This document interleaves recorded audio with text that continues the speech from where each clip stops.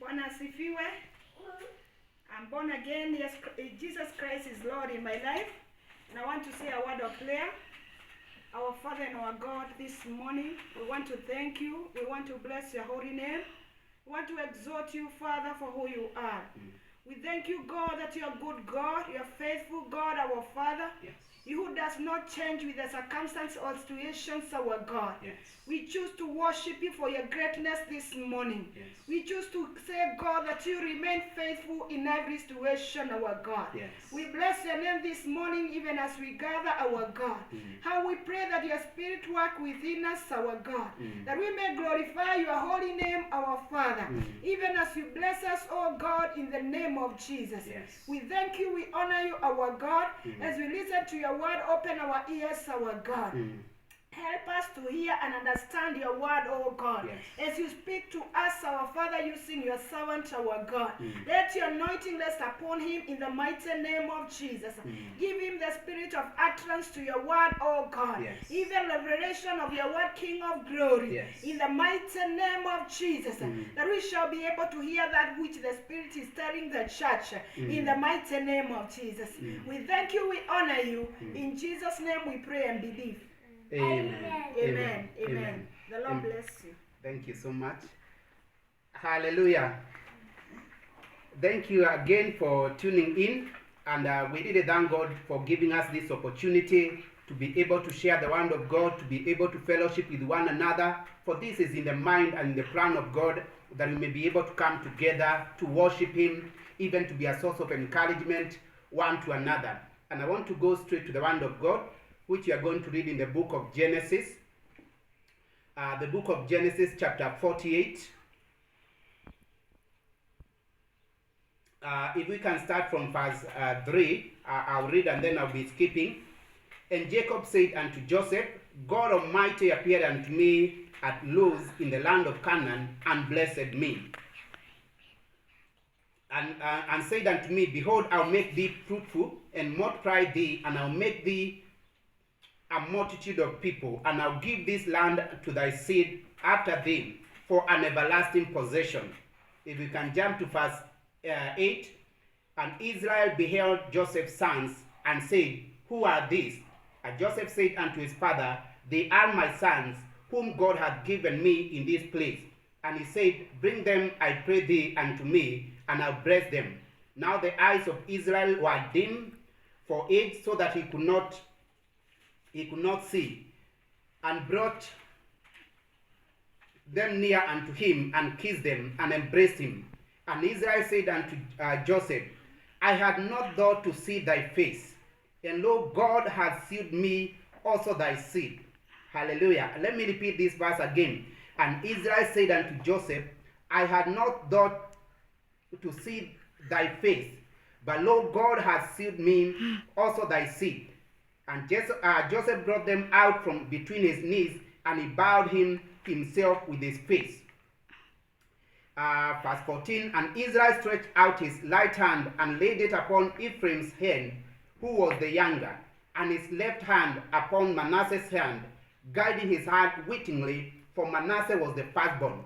And he blessed Joseph, and said, God before whom thy father Abraham and Isaac did walk, the God which fed me all my life, long unto this day, the angel which redeemed me from all evil, bless the land, and let my name be named on them, and the name of my fathers Abraham and Isaac, let them grow into a multitude in the midst of the earth. And when Joseph saw that his father laid his right hand upon the hand of Ephraim, it displeased him, and he held up his hands to remove it from Ephraim's hand unto Manasseh's hand. And Joseph said unto his father, Not so, my father, for this is the firstborn. Put thy right hand upon his hand.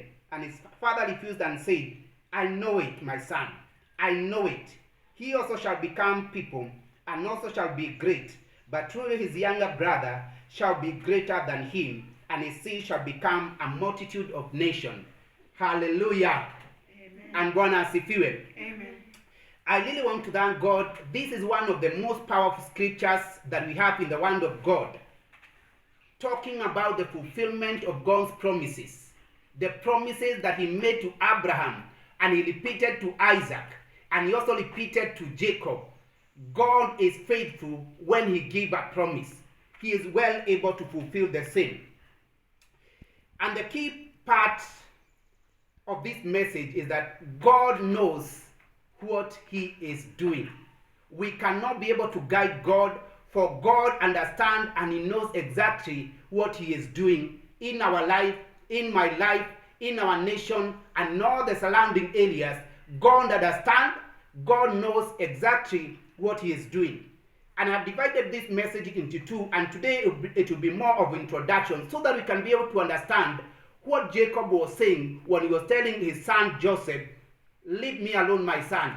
I know what I am doing." And he repeated again and said, "I know exactly what I am doing." And so I want to put it to you, my brothers and my sister, that our God the Almighty knows what he is doing. He knows exactly what he is doing in our life, in my life, in your life, in the church, and even to the nations of the world.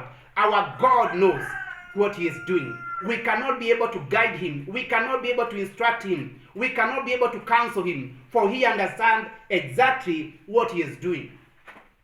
And this message comes from some of the three basic knowledge or the theology of our God. One of the things that is known is that God is omniscient. God is all-knowing. There is nothing that is hidden from God. God is all-knowing. And this, in the sense, it means that our God is aware about all the past. Our God is aware about our present. Our God is aware of our future. Nothing is hidden from him. And even when he forgave you, when he forgave me my sins, he knew all the sins that we had done. Even when things were not done lightly, when you worked and you are not paid, when you rendered service and it was not received well, God is aware about my past. He is aware about your past, even the past of this nation. And when he forgives, forgives with that knowledge. So let no sin that you did or you committed in the past become a hindrance to what God desires to do. God was aware when you got born again, and he forgave you all your sin. Even when you are not paid well, God is well aware. And in the time of repayment, when it comes, he shall be able to repay us and repay us well. Hallelujah. In other words, it means God is never surprised by anything.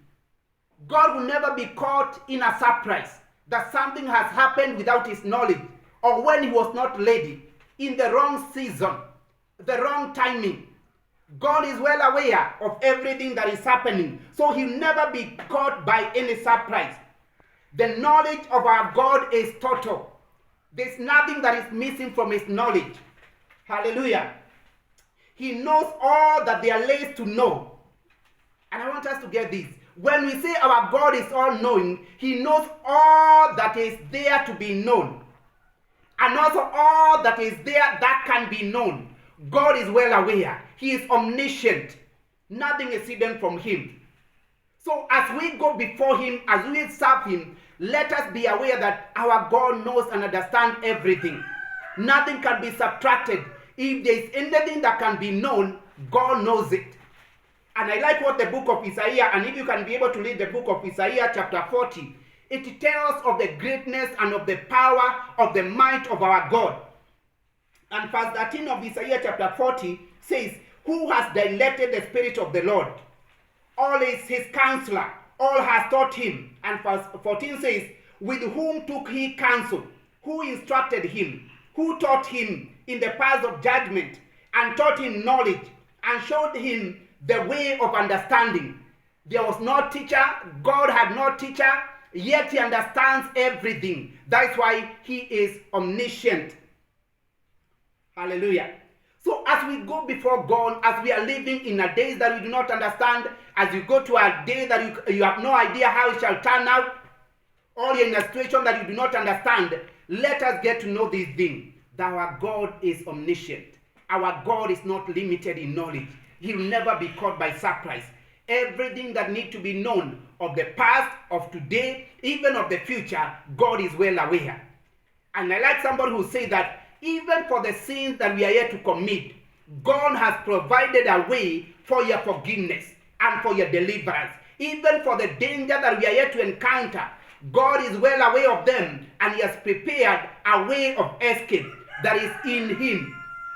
Our way of escape remain in God. Bwana Yesu asifiwe. And today I'll briefly touch on our God when it comes to the dreams and the visions and the promises that He gives us. Because all the dreams that God gives are valid. Irrespective of where you are, irrespective of the age or whatever situation or circumstances you may be passing through, God is well aware and is well able to keep all those promises and fulfill them at the right time. And I want to touch briefly on 5 points about God who gives us the dream. That our God is the giver of the dream and fulfiller of the dreams. Any dream that God gives, He gives it, and He also comes to fulfill the same. Has He given you a dream? Has He given you a vision? He is faithful to fulfill the same dream. If He gives you a dream, like He did to Joseph, God meant it that He's going to fulfill it in the fullness of time. And He has His own way of fulfilling that dream. Anything that He gives, it may take time, but eventually it shall come to pass. Like He gave Joseph a dream when he was still a teenager. And it took about 13 good years before that dream could be fulfilled. But God still kept His word. He was able to fulfill the dream that He gave. And again, the dreams of our God are sure. Whatever vision God gives us, it shall come to pass. It is valid. And that's why for Joseph, he was able to repeat. And I'm touching this on Joseph because at the end, before we come to the conclusion of God who knows what He is doing, we want to understand how God was able to take Joseph in series of steps, and He proved Himself to be mighty. God gave Joseph same dream 2 times. And by the witness of a 2, a thing is established. Meaning, whatever God has given you, like the Bible says, surely, surely, or verily, verily, it shall come to pass. He gave him when he was still a teenager, when nobody could see anything good in him, yet God repeated it twice, knowing that it shall come to pass. Nothing can be able to stop it, not even time itself, not season, not the age, not the location, not the people, not the demons, or even death cannot be able to stop the dream that God has given. And I like what happened to the life of Prophet Elisha. God had said that He would do double the miracles that Prophet Elijah had done. He died when he was remaining with one. And even when he was dead, when a dead man fell on his bones, because the promise of God was still valid, that man came back to life. It had to be fulfilled to the letter. Bwana asifiwe. So Mungu akisema atakubariki, atatimiza, kunayo njia ile ambayo amepanga na itakuja kutimia. Uwe kama uko uhai, na kwangu naomba ya kwamba zile ahadi zote ziweze kutimia nikiwa hai, ili nizione hata nikifika mbinguni niweze kumwambia kwa kweli wewe Mungu ni mwaminifu. When I am young, when I'm old, when I'm very old, it shall come to pass, for His dreams are valid. He is the giver and also the fulfiller of the dreams. Bwana asifiwe. Point number 2. God knows the prevailing dangers to the dreams and to the dreamer. Number 2, God knows the prevailing dangers to the dream and also to the dreamer. When God gives you the dream, you as the dreamer, sometimes we encounter a lot of dangers. Because you see in the life of Joseph, the moment he started dreaming, and that we can read in the book of Isaiah chapter 37. If you read from verse 5 and 39, it says the first moment that Joseph was able to dream the first dream, his brothers, they become bitter with him. They hated him. Hallelujah. Then, by men and women hating you, it doesn't change anything. When God has already spoken, God again gave him a similar dream. He dreamed again, and they even become more envious of him.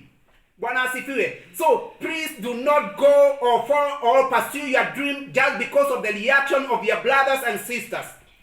Even of your brothers, even in Christ, if they're not happy, if they're not joining you, go ahead, dream it again, and God is going to fulfill that dream. Hallelujah. So our God understands all the dangers, and it's for that reason,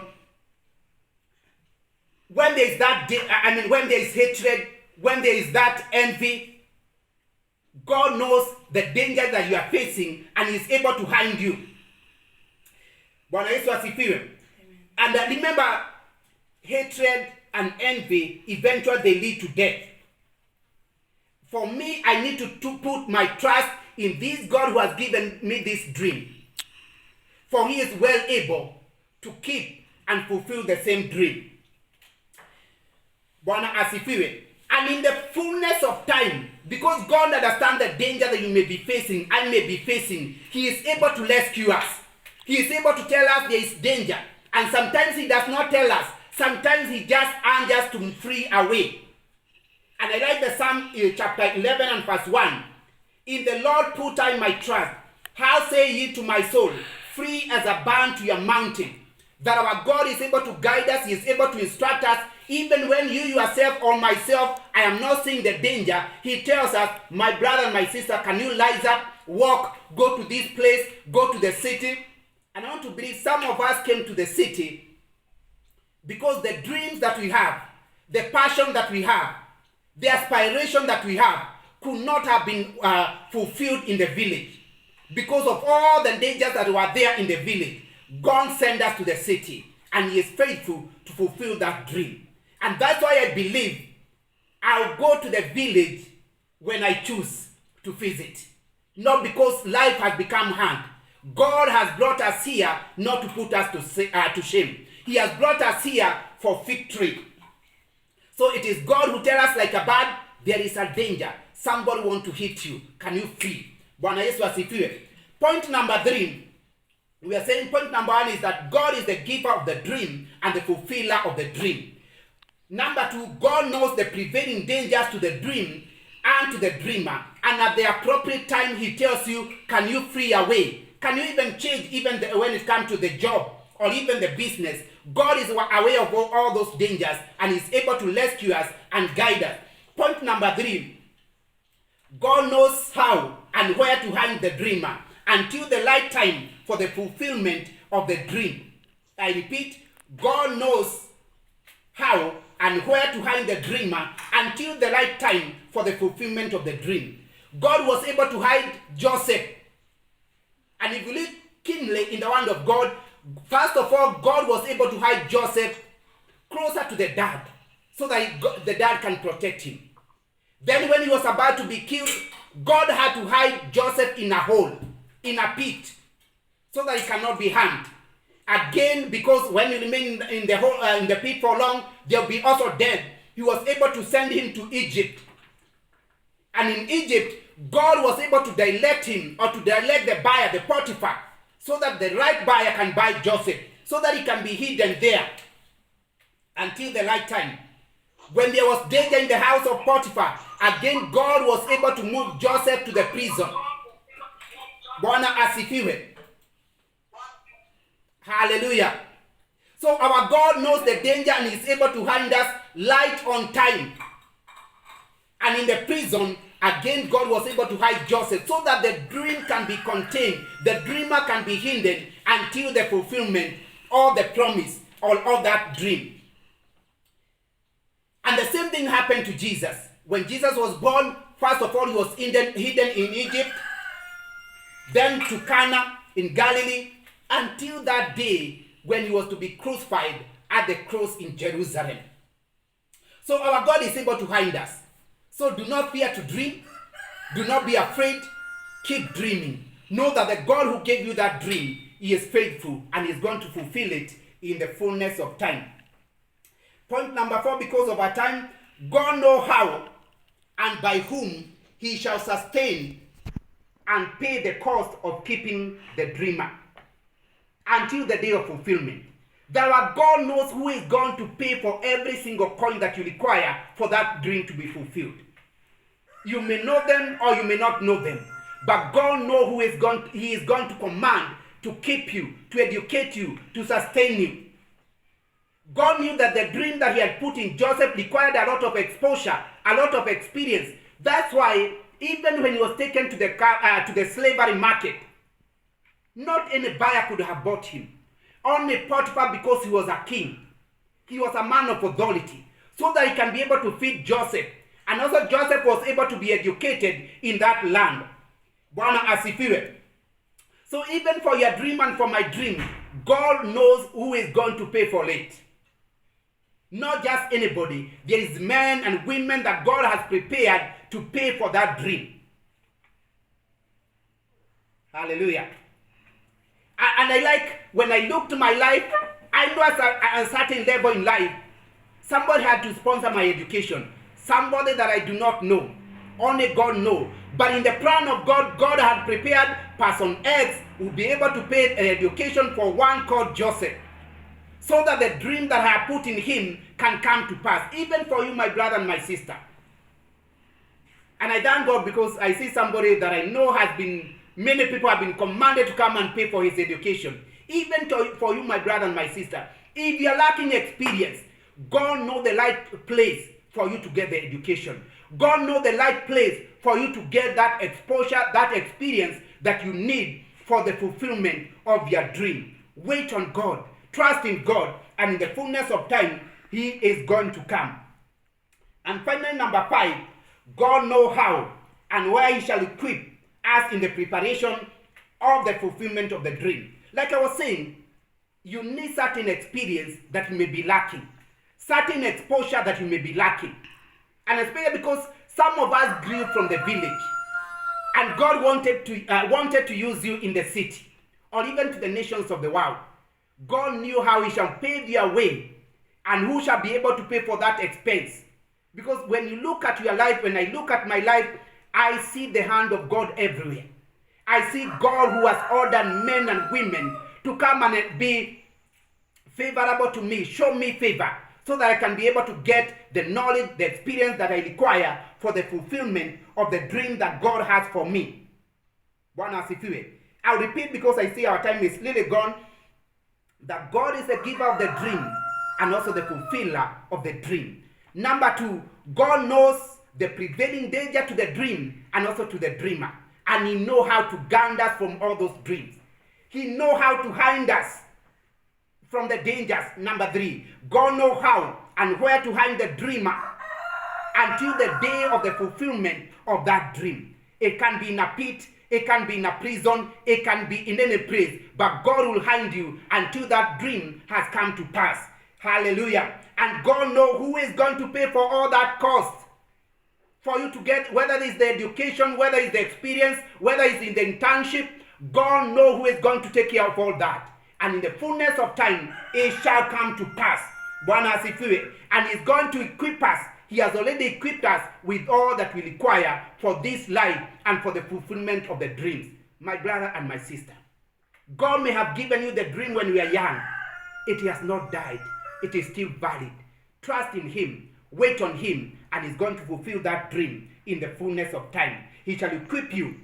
Keep trusting in Him. Keep obeying Him. Keep following Him. And He's going to fulfill that dream to the glory and honor of His name. May all your dreams be revived this day in the name of Jesus. May God command men and women to rush that they may fulfill this dream. May they be commanded even to pay that cost, even to hand you, that this dream may come to pass. In the name of the Father, the Son, and the Holy Spirit. Can we all say amen? Amen. Amen. God bless you. God fulfill those dreams. God revive those dreams so that they can come to pass faster. The time has come and it's life for that fulfillment. God bless you. God do you good. In the name of Jesus. Hallelujah. I love you. God loves you even more. Now, I see our time is gone. Next Sunday, we shall be having Holy Communion. It's over.